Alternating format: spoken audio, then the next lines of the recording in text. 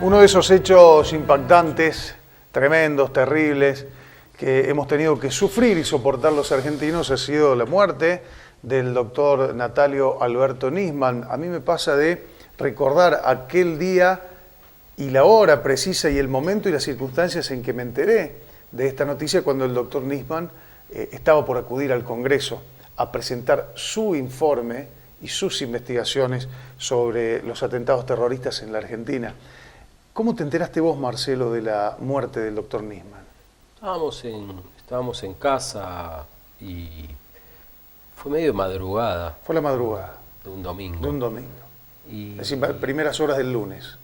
Sí, estábamos despiertos con mi esposa y ya nos quedamos, bueno, como todos, entre impresionados, incrédulos, miedosos. Me acuerdo que nos dio mucho miedo, mucho miedo. Y bueno, y expectantes de que algo pasara. Bueno,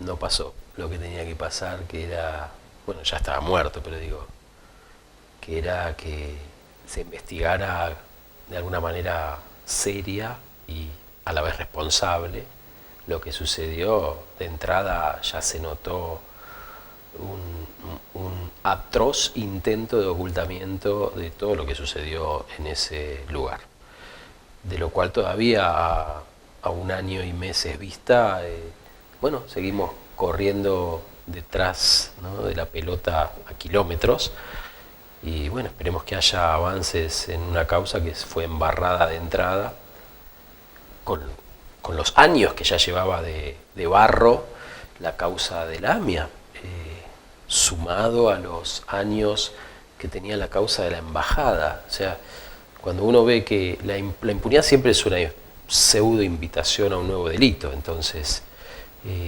uno ve con un poco de, te diría, desesperanza por un lado, pero a la vez con ganas de hacer que estas cosas cambien por el bien de nuestro país, porque no solamente la causa del fiscal Nisman,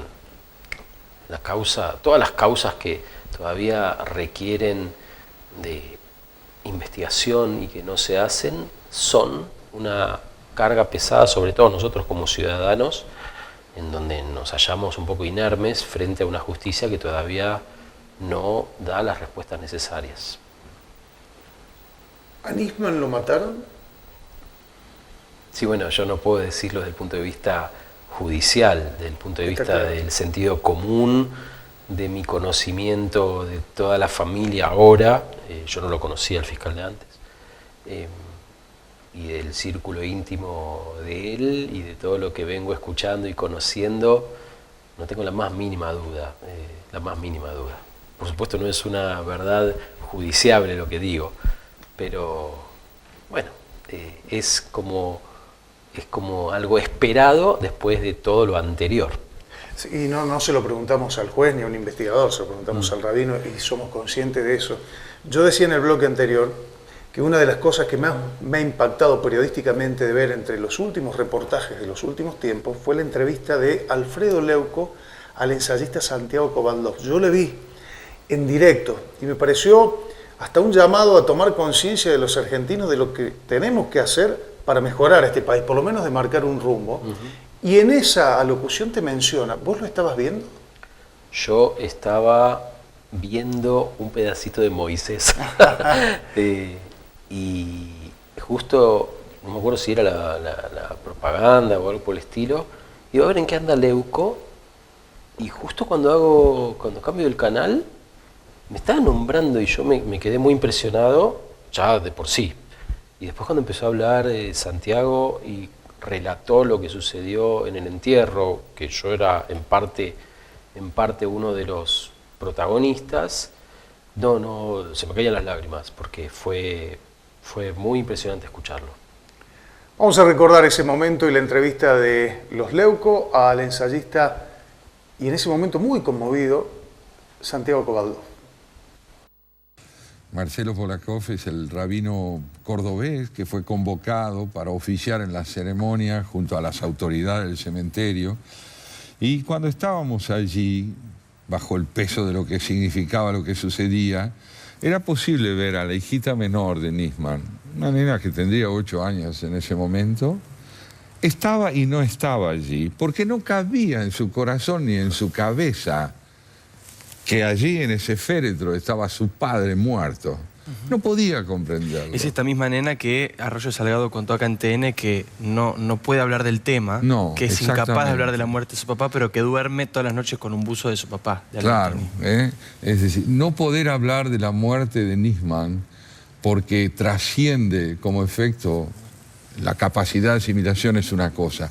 Guardar silencio intencional sobre la muerte de Nisman, como hacen estos miserables que no quieren abrir la causa, eso es un acto de indignidad al que yo me niego a llamar hombría.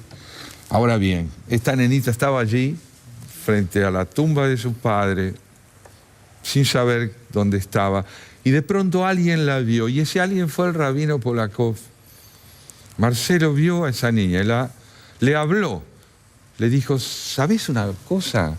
Una vez, una nenita de unos 8 años, y ahí la chiquita levantó la cabeza y sintió, advirtió que le hablaban a ella.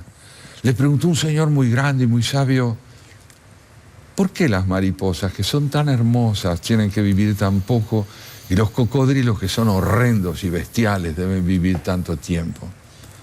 Y el señor sabio, ¿sabés lo que le dijo? Y ella pendía de las palabras del rabino. Le dijo, no te preguntes cuántos años vive la brutalidad y la fealdad. Pregúntate en qué es superior la belleza, aunque dure menos, y qué nos puede entregar a diferencia del horror. Y ella, con un gesto delicioso, que ninguno de los que estábamos ahí podíamos contener, asintió, comprendió. Y su memoria va a guardar esa enseñanza del judaísmo, que es una enseñanza humanista. La belleza puede más que el horror, si quien la sostiene está dispuesto a poner su vida en juego por ella.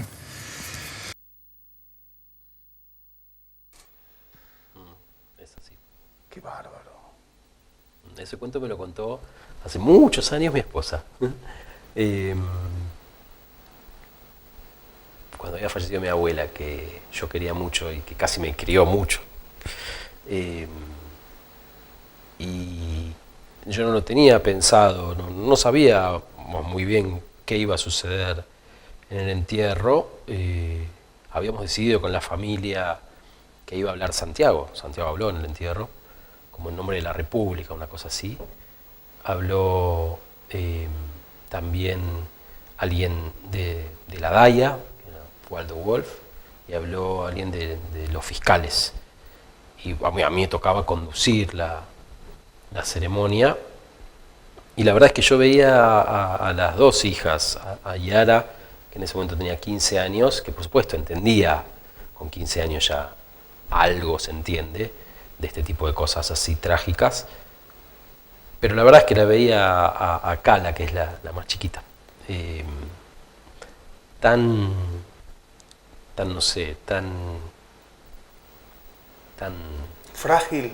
esa es la palabra, frágil, y que me parecía como que nadie se dirigía a ella.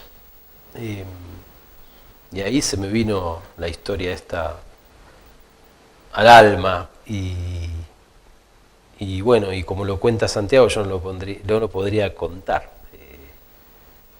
La verdad es que, puesto en las palabras de Santiago, cobra tal vez la dimensión exacta que tuvo, y que yo no era consciente de eso. Ahora mismo, ¿no? Cuando lo vi por primera vez, ahora mismo se me ponía la piel así, piel de pollo. Sí, triste, muy triste. Pero te tocó estar ahí, te tocó cumplir esa función y tocaste el alma de esa pequeña que iba a despedir a su papá y en estas circunstancias, ¿no? Y lo que dice Santiago, ella miró y comprendió y entendió. Y a mí lo que me llama la atención también es que vos no lo conocías a Nisman personalmente y sin embargo te toca reconocer el cuerpo en la morgue, acompañar a la familia que reconozca el cuerpo. Sí, fue así. Yo la única vez que lo vi de cerca, lamentablemente, fue acompañando a su mamá, a Sara, y a Sandra, su hermana, a reconocer el cuerpo en la morgue el día anterior al entierro. Tu hija se llama Yara también. Se llama Yara, sí. Yara significa panal, panal de miel en hebreo.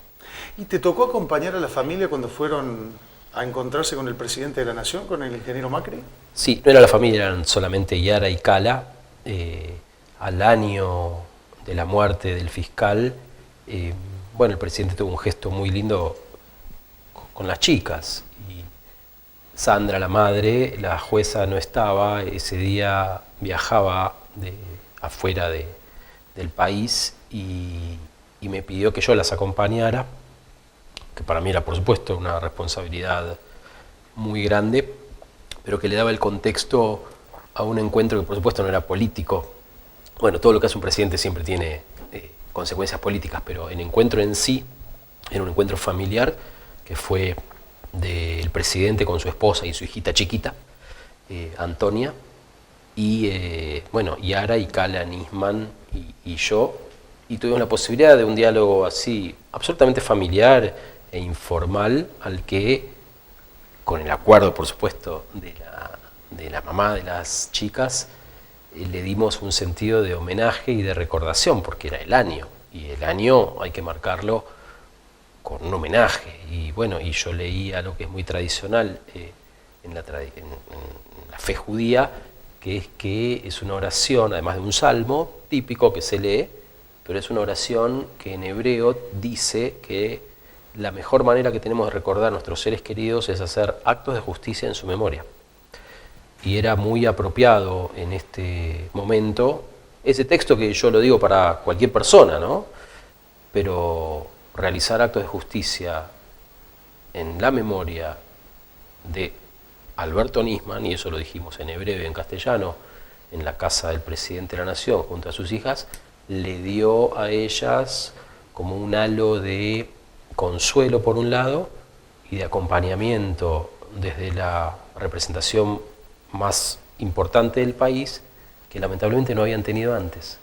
Y más allá de la cuestión política, partidaria, esto se trata de un poco humanidad, nada más, porque uno puede correr la cuestión política y, no sé, como acercarse, tener un poco de empatía con dos nenas, ¿no? También con la madre, por supuesto, de alguien que muere de forma violenta. Que habían perdido, si lo miramos del lado institucional, a un fiscal de la Nación, tal cual. Un fiscal de la Nación en circunstancias trágicas, Así al menos, es. si no queremos decir... Exacto, entonces esto fue un poco de ¿Y cómo calificás la restitución, digamos, no sé, Sí. espiritual, de un consuelo que en la figura del presidente hizo mucha mella en ellas, más cuando habían escuchado, especialmente la mayor, con un grado de comprensión, por supuesto, más elevado, por una cuestión de edad, cuando habían escuchado Todo lo todo que tipo se de decía barbaridades, exactamente, y también viniendo desde el Poder Ejecutivo. Entonces,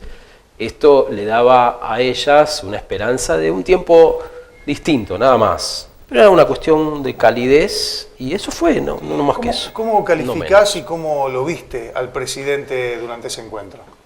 Bueno, el presidente tuvo una actitud, te diría, cálida y familiar, y no se convirtió en lo que no debía ser, porque te imaginás que no podés hablar de política con una nena de 9 años, ya tenía la menor, y bueno, recién había cumplido 16 también la mayor. Era un encuentro de familia, de una familia que estaba de duelo, que terminaba su año de duelo, y esa fecha era muy significativa, con la familia del presidente. Entonces la conversación fue absolutamente cálida y tuvo su momento de recordación y homenaje a partir de estas lecturas que te comenté.